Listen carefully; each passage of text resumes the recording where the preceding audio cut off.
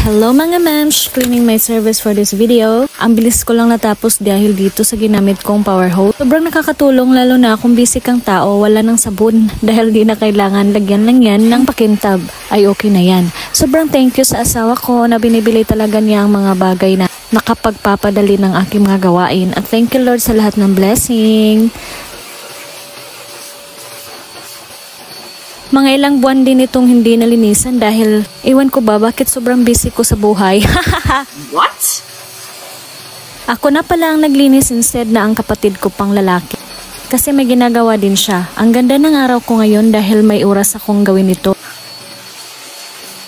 Ang ganda talaga nito dahil kahit pinakasulok ay malilinis talaga. Matagal na to dito kaso dahil nga busy sa life ay di na talaga maisipang gamitin ito. At punas-punas lang muna ang aking ginawa.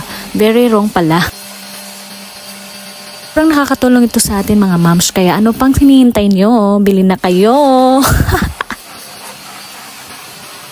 O diba? Kita nyo naman may dumi o. O yan, ayan. O diba? Nakukuha niya yan. Kahit ano pa yan, kahit bato yan, makukuha niya yan.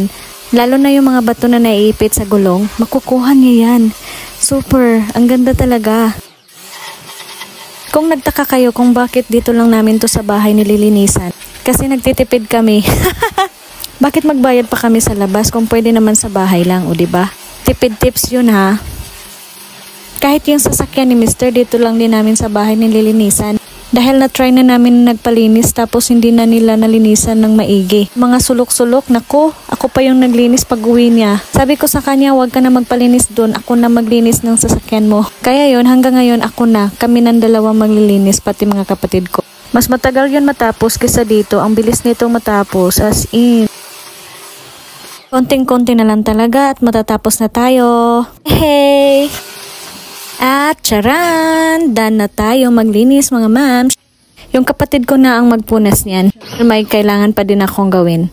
Thank you! Thank you for watching. Bye-bye! God bless everyone!